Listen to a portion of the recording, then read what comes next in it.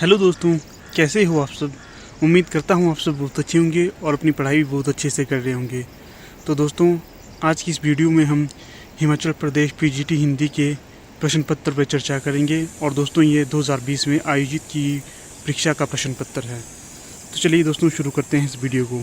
हमारा पहला प्रश्न है, चंद हसीनों के खतूत किस विधा की रचना है। तो इसका सही जवाब है उपन्यास है। यह उपन्यास पांडे बेचन शर्मा उगर जी द्वारा लिखा गया था और इसे 1927 में लिखा गया था। इस उपन्यास में उगर जी ने हिंदू मुस्लिम के प्रेम एवं विवाह का चित्रण किया है। अगला प्रश्न है, मानस का हंस किसके द्वारा रचा गया है और ये किसके जीवन वृत्त पर आधारित है। तो दोस्तों, मानस का हंस अमृतलाल नागर जी द्वारा रचा गया है और यह तुलसीदास जी के जीवन वृत्त पर आधारित है और इसे 1972 में लिखा गया है। अगला प्रश्न है, बिल्लेसुल बकरिया किस विधा पर रचित है। तो दोस्तों, यह रेखा चित्र है और इसे निराला जी ने रचा है। इसकी रचना इसे रेखा चित्र और उपन्यास दोनों विधा के तौर पे जाना जाता है। अगला प्रश्न है, रांगे राघव कृत कब तक पुकारूं उपन्यास किसके जीवन पर आधारित है। तो दोस्तों, यह नट और नटिन के जीवन पर आधारित है और इसे 1957 में लिखा गया है। अगला प्रश्न है, अनामदास का पौथा की कथा किस उपनिषद से ली गई है। तो दोस्तों, ये छांदोग्य एवं बृहदारण्य से ली गई है। इस उपन्यास को हजारी प्रसाद द्विवेदी जी द्वारा रचा गया है और यह औपनिषदिक युग के परिवेश एवं जीवन पद्धति का चित्रण किया गया है। इसकी रचना 1976 में की गई थी। हमारा अगला प्रश्न है, अनामदास का पोथा की कथा किस उपनिषद से ली गई है। तो इसका सही जवाब है छांदोग्य एवं बृहदारण्य से। इस उपन्यास में हजारी प्रसाद द्विवेदी जी द्वारा औपनिषदिक युग के परिवेश एवं जीवन पद्धति का चित्रण किया है। इसकी रचना 1976 में की गई थी। अगला प्रश्न है, बाणभट्ट की आत्मकथा में किस युग की सांस्कृतिक दशा का चित्रण किया गया है। तो इसमें हर्षकालीन युग की सांस्कृतिक दशा का चित्रण किया गया है।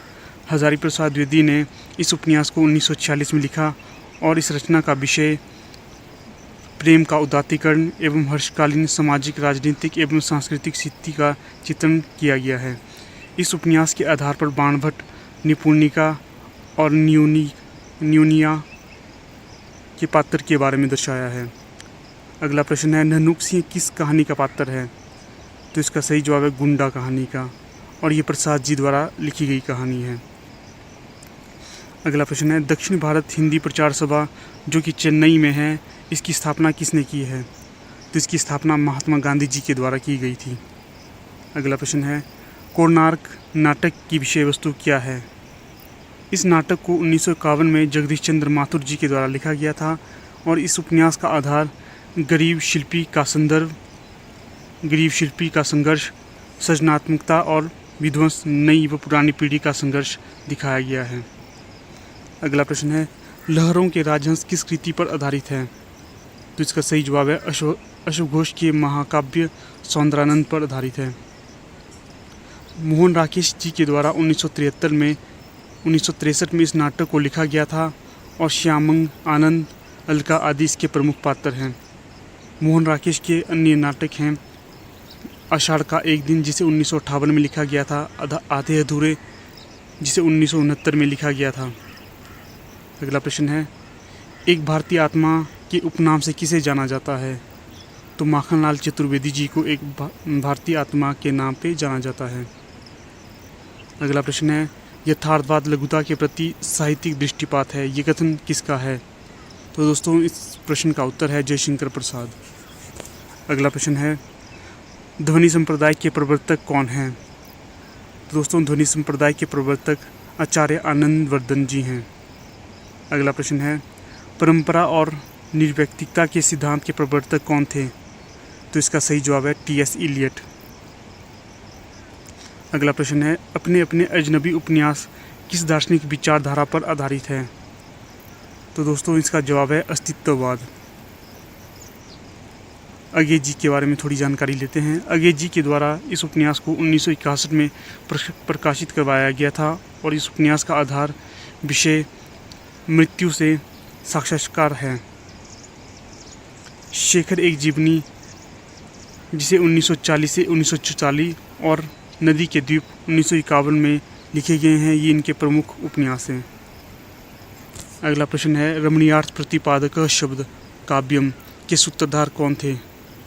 तो पंडित जगन्नाथ जी इस सूत्र के सूत्रधारक थे। अगला प्रश्न है, साधारणीकरण आलम्बनप्त धर्म का होता है, ये कथन किसका है? तो दोस्तों इसका सही जवाब है आचार्य रामचंद्र शुक्ल जी का कथन है। अगला प्रश्न है, कलम का सिपाही जीवनी के रचयिता कौन है? तो इसके रचयिता अमृत राय जी हैं और इसे 1962 में लिखा गया है। अमृत राय जी मुंशी प्रेमचंद जी के सुपुत्र थे। अगला प्रश्न है, आवारा मसीहा किसके जीवन पर आधारित जीवनी है? तो दोस्तों आवारा मसीहा शरदचंद्र जी के जीवन पर आधारित जीवनी है और आवारा मसीहा को विष्णु प्रभाकर जी के द्वारा 1974 में लिखा गया था। अगला प्रश्न है, एक बूंद सहसा उछली किस विधा की रचना है? तो दोस्तों एक बूंद सहसा उछली यात्रा वृत्तांत है और इसे अज्ञे के द्वारा रचा गया है। अज्ञे का अन्य यात्रा वृत्तांत अरे यायावर रहेगा याद है, जिसे उन्होंने 1953 में रचा था।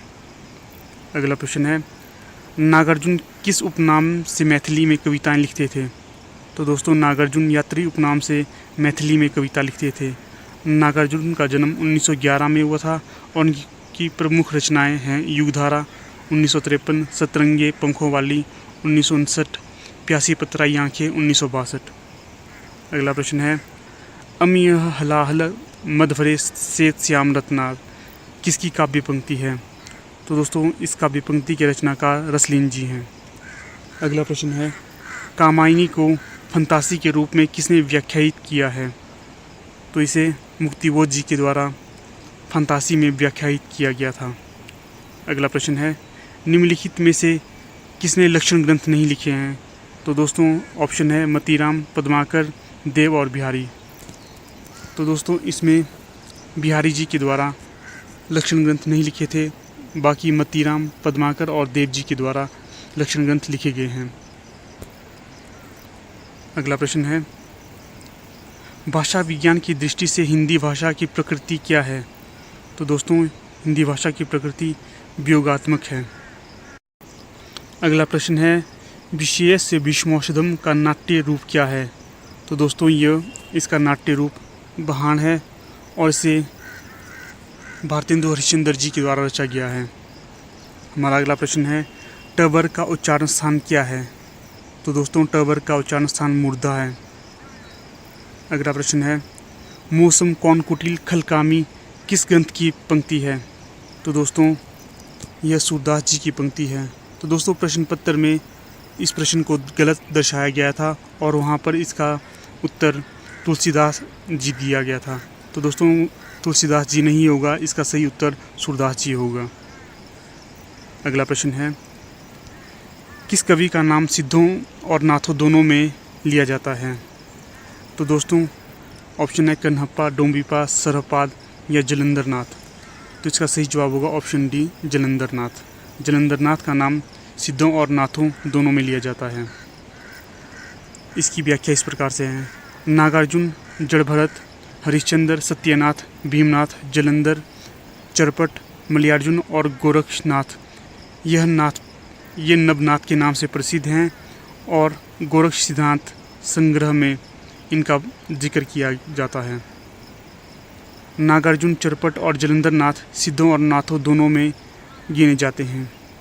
अगला प्रश्न है, पुष्टि मार्ग के प्रवर्तक किसे माना जाता है? तो दोस्तों पुष्टि मार्ग का प्रवर्तक बल्लभाचार्य जी को माना जाता है। बल्लभाचार्य जी का समय 1478 से 1530 तक माना जाता है और इनका जन्म स्थान चंपारण है। इनके गुरु का नाम विष्णु स्वामी है। इनका संप्रदाय रुद्र है और दार्शनिक मत शुद्धाद्वैतवाद है। अगला प्रश्न है, छत्तीसगढ़ी का संबंध किससे है? तो दोस्तों छत्तीसगढ़ी का संबंध पूर्वी हिंदी से है। पूर्वी हिंदी अर्धमागधी अपभ्रंश से संबंध रखती है। अगला पॉइंट है, पूर्वी हिंदी की बोलियां हैं अवधी, बघेली, छत्तीसगढ़ी। अगला पॉइंट है छत्तीसगढ़ी के अन्य उपनाम है खलटाही और लरिया। हमारा अगला प्रश्न है मंडियाली बोली भारत के किस क्षेत्र से संबंध रखती है? तो दोस्तों मंडियाली बोली भारत की हिमाचल प्रदेश क्षेत्र से संबंध रखती है। अगला प्रश्न है दिनकर जी को संस्कृति के 4 अध्याय पे कौन सा पुरस्कार मिला था? तो इन्हें साहित्य अकादमी पुरस्कार 1959 में मिला था। दिनकर जी को 1972 उर्वशी महाकाव्य के लिए ज्ञानपीठ पुरस्कार भी दिया गया है। अगला प्रश्न है नागरी लिपि का विकास किस लिपि से हुआ? तो दोस्तों नागरी लिपि का विकास ब्राह्मी लिपि से हुआ था। हमारा अगला प्रश्न है करुण रस का स्थायी भाव क्या है? तो दोस्तों करुण रस का स्थायी भाव शोक है। अगला प्रश्न है गेहूँ और गुलाब निबंध के लेखक कौन हैं? तो दोस्तों गेहूँ और गुलाब निबंध के लेखक रामवृक्ष बेनीपुरी जी हैं। अगला प्रश्न है कानों में कंगना कहानी किसके कृति है? तो दोस्तों कानों में कंगना कहानी राजा राधिका रमन प्रसाद जी की कृति है।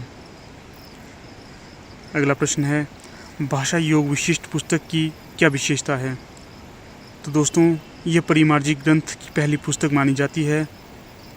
अगला प्रश्न है किस उपन्यास की आधार वस्तु मोहनजोदड़ो के गणतंत्र का चित्रण करती है?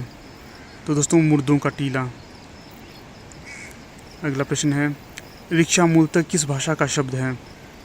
तो इसका सही जवाब है जापानी शब्द। झम्फान भी जापानी शब्द का शब्द है और चाय और लीची चीनी शब्द हैं।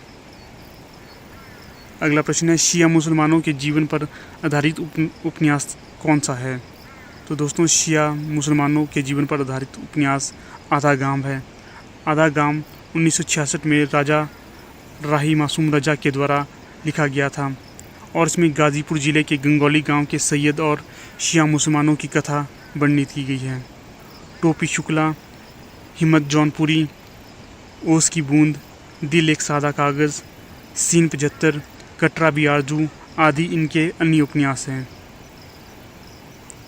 अगला प्रश्न है माली आवत देखी के कलियन करी पुकार, फूले फूले चुन्नी लिए काला हमारी बार। इस पंक्ति में कौन सा अलंकार है? तो दोस्तों इस पंक्ति में अन्योक्ति अलंकार किसी और पर ढालकर कही जाए वहाँ पर अन्योक्ति अलंकार होता है। अगला प्रश्न है प्यारी राधिका को प्रतिबिंब सो लगत चंद में कौन सा अलंकार है? तो दोस्तों इन पंक्तियों में प्रतीप अलंकार है। प्रतीप अलंकार का अर्थ होता है उल्टा या विपरीत। यह अलंकार उपमा का उल्टा होता है। अगला प्रश्न है तुलसीदास ने कृष्ण गीतावली में किस भाषा का प्रयोग किया है?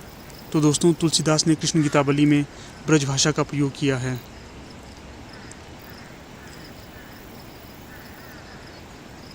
हमारा अगला प्रश्न है अपभ्रंश में गद्य की एकमात्र पुस्तक का नाम क्या है? तो दोस्तों अपभ्रंश में गद्य की एकमात्र पुस्तक का नाम भविष्यत कहा है। भविष्यत कहा को धनपाल जी के द्वारा 10वीं शती में रचा गया था। धनपाल वाक्यपति राजमुंज के कवि और सवार रत्न थे जिन्हें मुंज के द्वारा सरस्वती की उपाधि दी गई थी। अपभ्रंश के तीसरे प्रमुख कवि धनपाल जी ही हैं। पहले शंभू हैं, दूसरे पुष्पदंत हैं और तीसरे धनपाल जी हैं। अगला प्रश्न है देसिल बयना सब जन मीठा तैं तैसन जपियो अभट्ठा किसकी उक्ति है? तो दोस्तों ये उक्ति विद्यापति जी की है।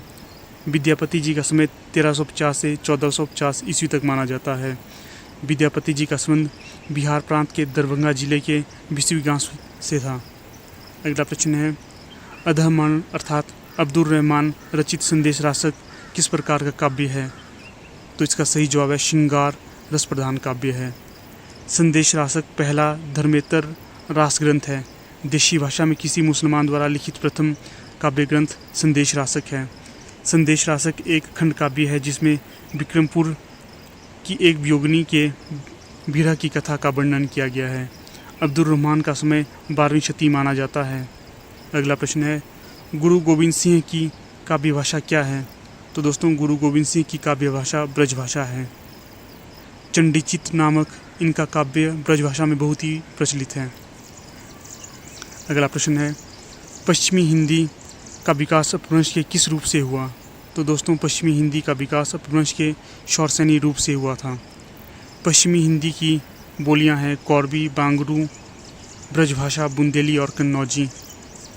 शौरसेनी अपभ्रंश से विकसित उपभाषाएं हैं पश्चिमी हिंदी, राजस्थानी हिंदी, पहाड़ी हिंदी।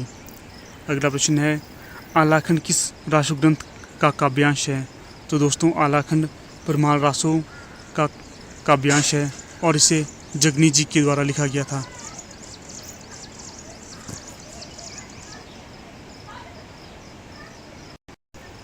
अगला प्रश्न है पृथ्वीराज रासों में कितने समय या सर्ग हैं? तो दोस्तों इसमें 69 समय या सर्ग हैं। अगला प्रश्न है ढोला मारूरा दोहा के रचयिता कौन हैं? तो दोस्तों ढोला मारूरा दोहा के रचयिता कुशललाभ जी हैं। अगला प्रश्न है अद्वैतवाद के प्रवर्तक कौन थे? तो दोस्तों अद्वैतवाद के प्रवर्तक शंकराचार्य जी थे। अगला प्रश्न है तिरुप्पावाई किसकी कृति है? तो दोस्तों तिरुप्पावाई आंडाल की कृति है और ये दक्षिण के प्रमुख संत थे और ये महिला संत थे। अगला प्रश्न है शिवा को बखानो की बखानो 76 साल को किस कवि की पंक्ति है? तो दोस्तों ये भूषण जी की पंक्ति है। अगला प्रश्न है विज्ञान गीता किसकी रचना है? तो दोस्तों विज्ञान गीता केशवदास जी की रचना है। हमारा अगला प्रश्न है हिंदी नई चाल में ढली किसकी डायरी से उद्धृत है? तो दोस्तों यह कथन भारतेंदु जी की डायरी कालचक्र से उद्धृत है। अगला प्रश्न है आगे की कवि रिझी तो कविताई ना तो राधिका कहनाई सुमिरन को बहाने है। ये पंक्ति किसकी है? तो दोस्तों इस पंक्ति के रचनाकार भिखारीदास जी हैं। अगला प्रश्न है 100 अजान एक सुजान किस विधा की रचना है? तो इसका सही जवाब है उपन्यास विधा की रचना है। इस उपन्यास को बालकृष्ण भट्ट ने 1892 में लिखा था। इसमें अगला प्रश्न है इनमें से कौन काशी नागरी प्रचारणी सभा के संस्थापक सदस्य नहीं थे? तो दोस्तों ऑप्शन है श्याम सुंदर दास, लाला श्रीनिवास दास, रामनारायण मिश्र और शिव कुमार सिंह। तो इसका सही जवाब है ऑप्शन बी लाला श्रीनिवास दास। अगला प्रश्न है वैदिकी हिंसा हिंसा न भक्ति का नाट्य रूप क्या है? तो इसका नाट्य रूप प्रहसन है। इसे भारतेंदु हरिश्चंद्र जी के द्वारा रचा गया है। अगला प्रश्न है जयशंकर प्रसाद ने किस पत्रिका का संपादन किया था? तो दोस्तों जयशंकर प्रसाद ने इंदु पत्रिका का। अगला प्रश्न है छायावाद शब्द का प्रयोग सर्वप्रथम किसने किया था? तो इसका सही जवाब है मुकुटधर पांडे जी ने। तो दोस्तों अब हम इस प्रश्न पत्र के जीके वाले सेक्शन में चलते हैं। तो हमारा पहला प्रश्न है कुंठ नामक जड़ी बूटी की पैदावार मुख्य रूप से हिमाचल प्रदेश के किस क्षेत्र में होती है? तो यह लाहौल स्पीति जिले में होती है। अगला प्रश्न है सांसद आदर्श ग्राम योजना के अंतर्गत श्री जेपी नड्डा जी ने किस ग्राम या पंचायत को अपनाया है? तो उस ग्राम पंचायत का नाम है डेहर या सुंदरनगर, अर्थात यह डेहर के सुंदरनगर में पड़ती है। अगला प्रश्न है डॉक्टर अंबेडकर मेधावी छात्रवृत्ति योजना के अंतर्गत अनुसूचित जाति और अन्य पिछड़ा वर्ग के किन कक्षाओं के चुनिंदा छात्रों को ये छात्रवृत्ति दी जाती है? तो दोस्तों यह +1 और +2 के छात्रों को दी जाती है। अगला प्रश्न है हिमाचल में सीमांत जोतों का प्रतिशत कितना है? तो दोस्तों हिमाचल में 69.78% प्रतिशत है। अगला प्रश्न है Himachal Pradesh one ecosystem climate proofing परियोजना प्रदेश के किन 2 जिलों में चल रही है? तो यह चंबा और कांगड़ा में चल रही है। अगला प्रश्न है 1960 में पंजाब की नदियों के पानी के बंटवारे से संबंधित सिंधु जल संधि पर कहाँ हस्ताक्षर किए गए थे? तो यह कराची पाकिस्तान में किए गए थे। अगला प्रश्न है वर्ष 2018 का अमर उजाला द्वारा दिया गया आकाशदीप पुरस्कार किसे दिया गया था? तो यह नामवर सिंह जी को दिया गया था। अगला प्रश्न है अजय ठाकुर जिन्हें 2019 के गणतंत्र दिवस पर पद्मश्री से सम्मानित किया गया था, सोलन जिले के किस क्षेत्र से संबंध रखते हैं? तो दोस्तों यह नालागढ़ से संबंध रखते हैं। अगला प्रश्न है लोकप्रिय गीत ठंडी ठंडी हवा चल दी चिलांदे डाला जिला कांगड़ा दा के रचयिता कौन है? तो दोस्तों इस गीत के रचयिता प्रताप चंद्र शर्मा हैं। अगला प्रश्न है 2011 की जनगणना के अनुसार हिमाचल प्रदेश के किस जिले में लिंगानुपात सबसे कम था? तो इसका सही जवाब है किन्नौर। अगला प्रश्न है प्रस्तावित रेणुका जी बांध से उपलब्ध कुल पानी के वितरण में हिमाचल प्रदेश का हिस्सा लगभग कितना होगा? तो यह होगा 3%। अगला प्रश्न है, राष्ट्र की सेवा में निरंतर किस संस्था की टैगलाइन है? यह है भारतीय रेल की टैगलाइन। अगला प्रश्न है, असंगठित क्षेत्र के कामगारों के लिए शुरू की गई प्रधानमंत्री श्रमयोगी मानधन पेंशन स्कीम के अंतर्गत आयु वर्ग के श्रमिक पात्र होंगे? तो ये होंगे 18 से 40 वर्ष के श्रमिक। हमारा अगला प्रश्न है, गुरु नानक देव जी के किस वर्ष के आसपास करतारपुर साहिब की स्थापना की थी? तो दोस्तों, गुरु नानक देव जी के द्वारा 1922 में करतारपुर साहिब की स्थापना की गई थी। अगला प्रश्न है, 2016 के ओलंपिक खेल कहाँ पर आयोजित किए गए थे? तो दोस्तों, यह रियो में आयोजित किए गए थे। अगला प्रश्न है, चीन की मुद्रा क्या है? तो दोस्तों, चीन की मुद्रा रेनमिनवी या युआन है। अगला प्रश्न है, अंतर्राष्ट्रीय महिला दिवस किस दिन मनाया जाता है? तो दोस्तों, यह 8 मार्च को मनाया जाता है। तो दोस्तों, इस प्रकार हमारी इस वीडियो का यहाँ पर समापन हो जाता है। अगर आप लोगों को ये वीडियो अच्छी लगे तो आप इसे लाइक, शेयर और सब्सक्राइब जरूर करें। और हमारा एक टेलीग्राम ग्रुप भी है। अगर आप लोग अभी तक हमारे टेलीग्राम ग्रुप से नहीं जुड़े हो तो दोस्तों, डिस्क्रिप्शन बॉक्स में टेलीग्राम ग्रुप का लिंक दिया हुआ है, आप वहाँ पर जाकर हमारे ग्रुप के साथ जुड़ सकते हो। तो दोस्तों, धन्यवाद।